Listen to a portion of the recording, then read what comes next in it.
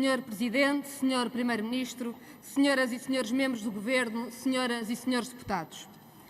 Em Portugal, a estratégia de paralisação parcial parece estar a dar frutos. O número de infectados com Covid-19 continua a crescer, mas a um ritmo mais lento, e a pressão sobre o SNS pode vir a ser aliviada em breve. O exemplo que temos dado enquanto país deve orgulhar-nos.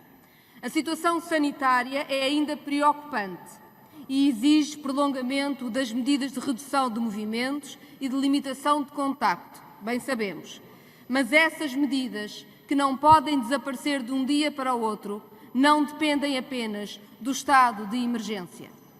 O estado de emergência deve ser proporcional, dirigido apenas ao essencial para fazer face à emergência e durante o tempo estritamente necessário.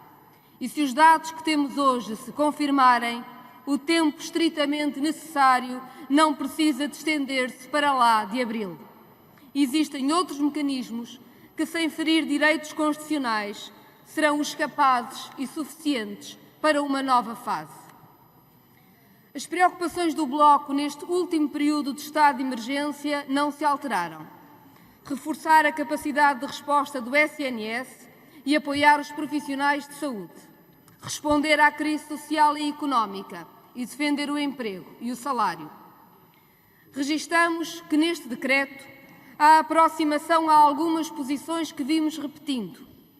É reposta a obrigação do Governo consultar os representantes dos trabalhadores nas medidas laborais, prova de que nunca foi necessário suspender esta obrigação. E ao contrário do que foi especulado, não existem nem novas medidas securitárias, nem medidas intrusivas, como a georreferenciação. Noutros casos, contudo, tal não acontece. Temos também repetido, e os acontecimentos dão-nos razão, que não tem sentido a referência à limitação do direito à greve em setores essenciais. O risco para o país não vem dos trabalhadores, que têm sido solidariamente incansáveis, na saúde como nas forças de segurança, nos transportes como nos supermercados, na produção essencial como na recolha do lixo, nas escolas como no apoio social. O que precisamos é de mais direitos e não de menos. Desde logo, o acesso a subsídio de risco para quem está na linha da frente.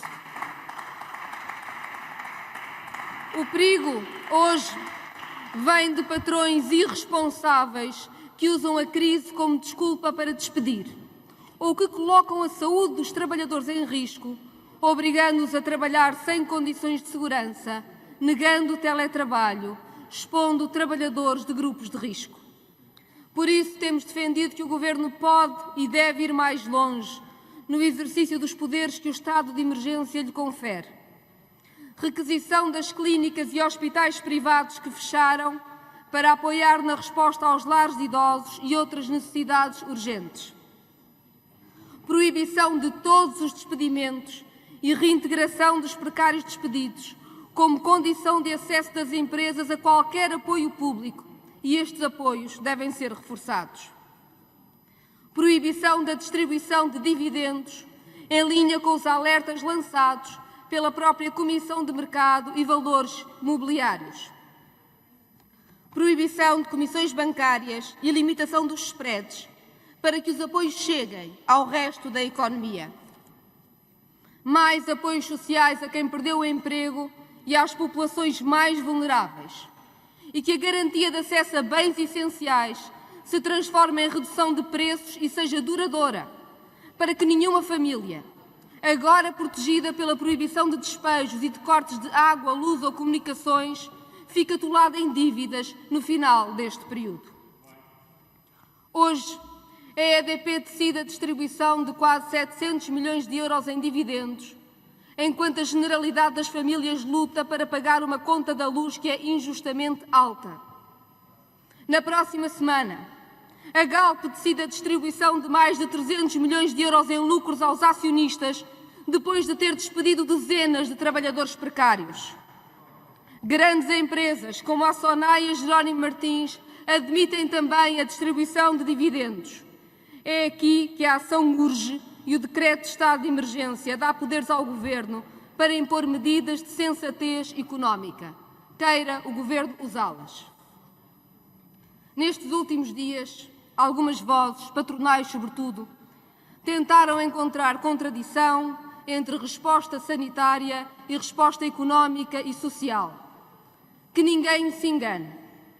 Nada seria mais catastrófico social e economicamente do que uma tragédia humanitária provocada pela disseminação da doença. E, na doença como na economia, são sempre os mais pobres que ficam mais desprotegidos. É para os proteger que deve servir o estado de emergência. Obrigado, Sra. Deputada.